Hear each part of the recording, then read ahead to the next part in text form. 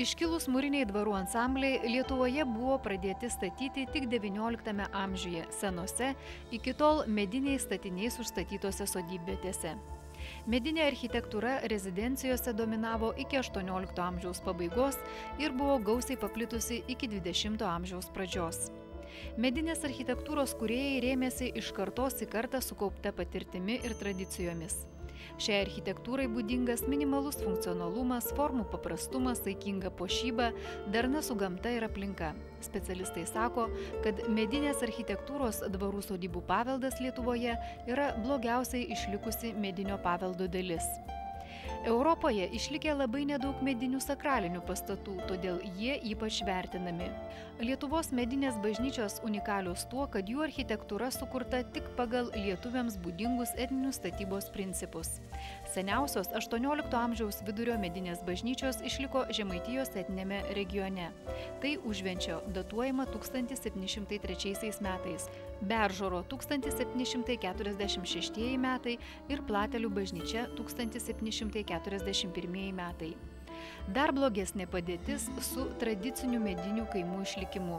Viena seniausių medinio paveldo sodybų fiksuojama Žemaitijoje, Tauzų kaime. Tauzų kaimas pažymėtas dar 1733 metų Mosėdžio inventoriuje, kuriame minimi 5 kaimo gyventojai. Galima spėti, kad šiame sąraše buvo paminėti ir šios sodybos savininkai. Senų medinių pastatų tai skaičiuojami vienetais. Šiuo metu tai yra, manau, seniausia išlikusi sodyba Lietuvoje, ar viena iš seniausių gal likusių sodybų Lietuvoje. Istorikų duomenim namo statyba buvo pradėta 1731 metais.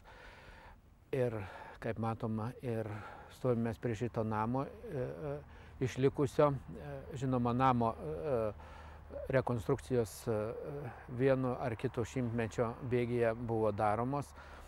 Ir taip pat priešais yra išlikusi gan geros kokybės klėtis, kuri statyta 1740 metais. Tauzų sodyboje išlikę senieji pastatai atspindi Žemaitijos kaimų sodybų XVIII–XIX amžiaus pastatų statybos, apželdinimo tradicijas, vyravusią medinę santūrę, riboto aukštingumo architektūrą, statytus masyvius gyvenamus ir ūkinius pastatus.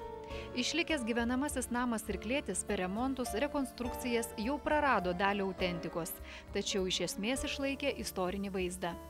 Namas buvo pastatytas iš vietinių medžiagų, tai ir medienos, ir šito laikotarpio Žemaitijoje stogai buvo dengiami ruginiais šiaudų stiebeliais. Būdavo sudžiovinami rugių stiebeliai ir dengiami stogai.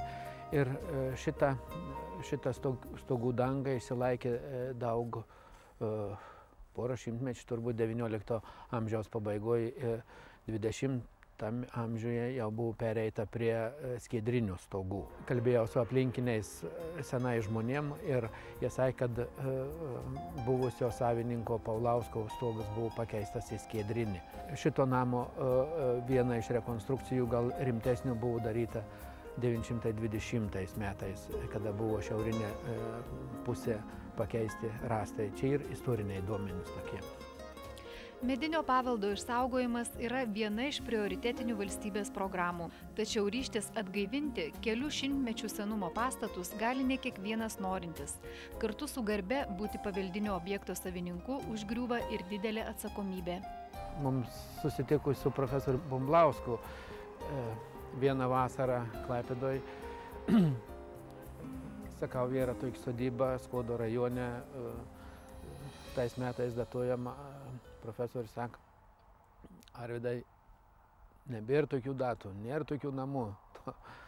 Tai sako, važiuojam į vietą ir žinot, rado laiko atvažiuoti, pasidomėti ir tikrai buvo nustebęs, kad dar šitokiame stovėje yra šitokių metų išlikusios sodybos. Ir, žinom, mes negriausim jos, mes bandysim atstatyti.